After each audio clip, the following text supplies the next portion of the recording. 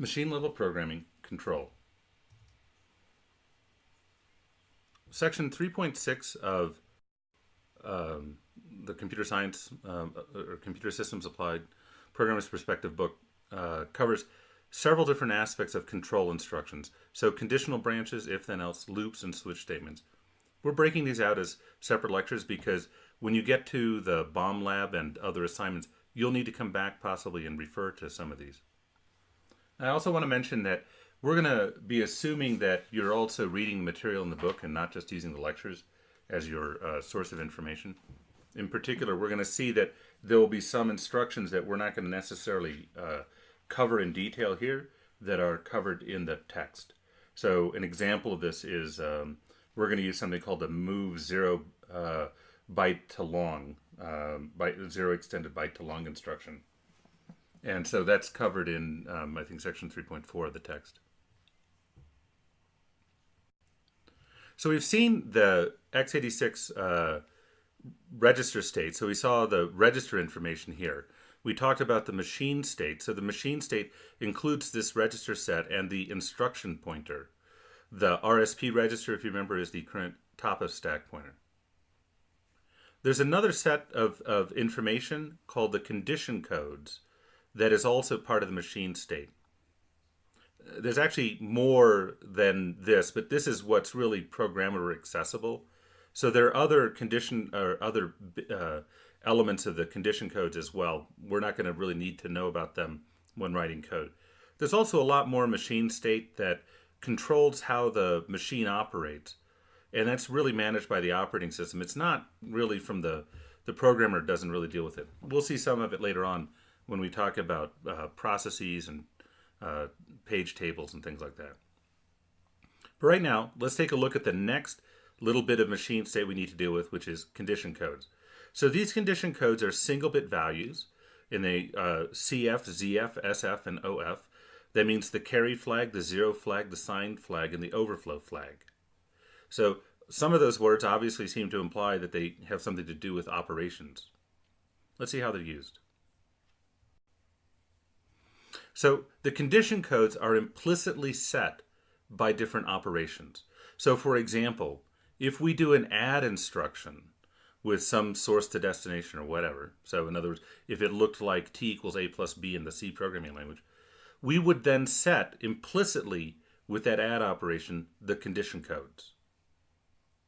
So the condition codes that would be set, the carry flag would be set if there was a carry out from the most significant bit. So in other words, if there's an unsigned overflow, if there's an overflow when considering these to be unsigned values. The zero flag would be set if the resulting expression is equal to 0. The SF is set if the upper bit of the result is equal to 1. If it is a signed, means that it's less than 0 when represented as a signed value. And then the overflow is set if there is a 2's complement or signed overflow. So in other words, that would be if originally a was greater than 0 and b is greater than 0, but the resulting expression is less than 0. That shouldn't happen. That means we've done an overflow. Or if a is less than 0 and b is less than 0, and the result is greater than or equal to 0. And again, that shouldn't happen either. Now, unfortunately, in the C programming language, there isn't a way to extract or get at these, although we'll see that there are ways that we can get at parts of this information. So in other words, in the C programming language, you can write an expression like A is assigned X greater than Y. And what this would do is it would evaluate the expression X is greater than Y, and then it would set A to be equal 0 or 1 based upon whether that condition is true or false. Now, all instructions, all arithmetic instructions, except the load effective address instruction, set the condition codes. So if you want to use the condition codes, you need to use them right after that arithmetic instruction occurs. Again, this is one of the reasons why the load effective address instruction is useful, is because you can do an add operation and then do a couple of LEAs after that and still be able to use the condition codes later on. Because, again, the LEA doesn't set them. So the condition codes can be set by a couple of different instructions. The two most common we're going to look at. The most common is the compare instruction. So the compare instruction, so it takes two arguments, b and a, and this is effectively the same as computing a minus b, but it doesn't overwrite a. It doesn't modify a. You could do the same effect if you wanted to modify a by doing a subtract instruction, but compare basically just does not modify a. Then the carry flag is set if there's a carry out, in that case. The zero flag is set if they're equal to one another, and the sign flag if a minus b is less than 0, and then the overflow flag if there's an overflow. So let's think about how this might be able to be used. What if I was trying to compute is a equal to b?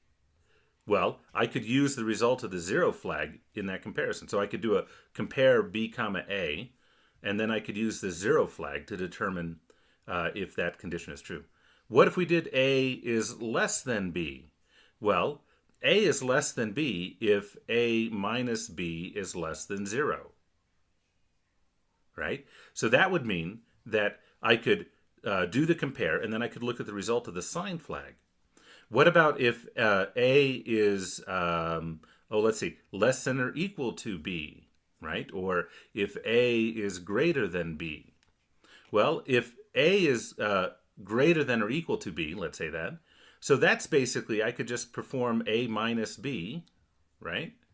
And if a minus b is greater than or equal to 0, in other words, if the sign flag is not set, then I can determine that a is greater than or equal to b. And then by flipping the role of b and a in this case, I can also, so for example, if a is less than b, I could just flip the role of b and a and be able to compute as b greater than or equal to a. So using these condition flags, that compare instruction, just by doing the subtract, allows us to do a lot of useful comparisons. The other thing that sets the condition code explicitly without modifying the operands, like doing a subtract, is the test instruction. And so just like the compare instruction is doing a subtract instruction, this is doing an AND operation, so A and B. And it only sets two flags, the 0 flag if a and b is equal to 0, and then it sets the sign flag as well. And that's set if a and b is less than or equal to 0. In other words, that would be set, again, if the upper bit is equal to 1. You'll encounter the test operation a lot less than the compare. You'll find the compare occurs a lot. So I walked through how we could use different combinations of the flags to have certain effects or conditions, like yes, is A less than B or is B less than A. That's actually encoded then in a series of common combinations or operations of these.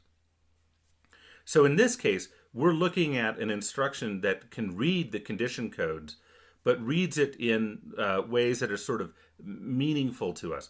We will see that, in fact, the more common set of operations is something called the jump instruction, which will transfer control or jump around in the code based upon these same condition codes. So just like there's a set E instruction, we'll see that there's a JE instruction as well.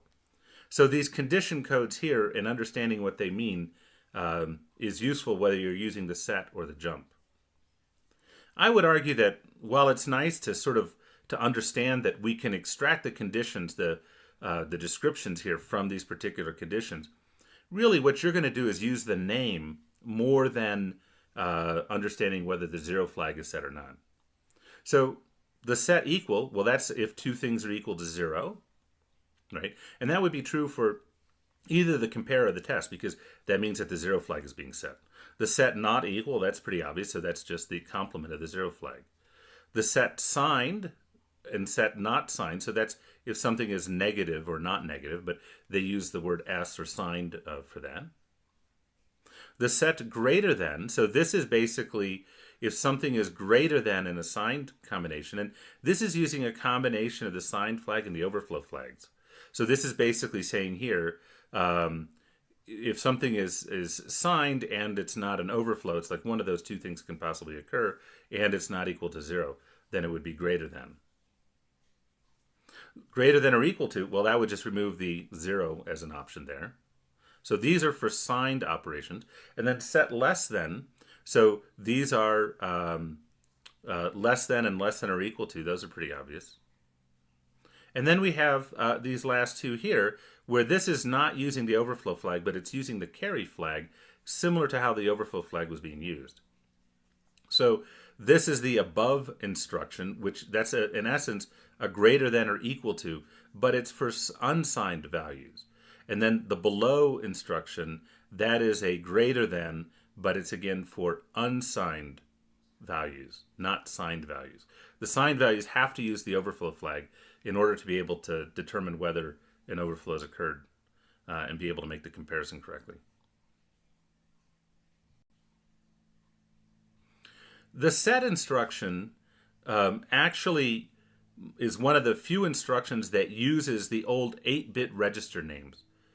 So this low order byte of this 32-bit register here, that has this 8-bit name. So that's, for example, this one, this is the lower part of the A register. There's also a higher part, the AH register. And this is the lower byte of that 64-bit register. The set instruction actually targets these 8-bit registers. So if we want to read the address code, we don't really want to operate on just those 8-bit values, but that's exactly what the set instruction does. So if we're trying to compute, for example, an expression, if we're trying to do, A is assigned X greater than Y, like this. So this is a case where we would use the set instruction. We'll do a compare, and then we might set the AL instruction, or the AL register. So that's going to be set when X is greater than Y. So in other words, X is in RDI, Y is in RSI. So what the compare instruction there is doing is it's computing X minus Y. And then the set G is going to set the A register to 0 or 1 if this is greater than 0. So in other words, if X minus Y if X is greater than Y. And then because we've only set an 8-bit part of that register, but there might be junk in the other 64 minus 8 bits, right? In the other 56 bits of the register. So now we want to take that 0 or 1 and we want to extend it to be, let's say, a 64-bit value or a 32-bit value. So that's what this move ZBL instruction does. So that's a move 0 extend from a byte to a long, to 32-bit in this case. And it's going to extend that into the EAX register. There's another instruction, move SBL, which is a move with sign extension from a byte to a long. So that's the equivalent of assigning a char to an int instruction in the C programming language. And there's also a move ZBQ instruction that would then move it into RAX if we were trying to assign this into a 64-bit value.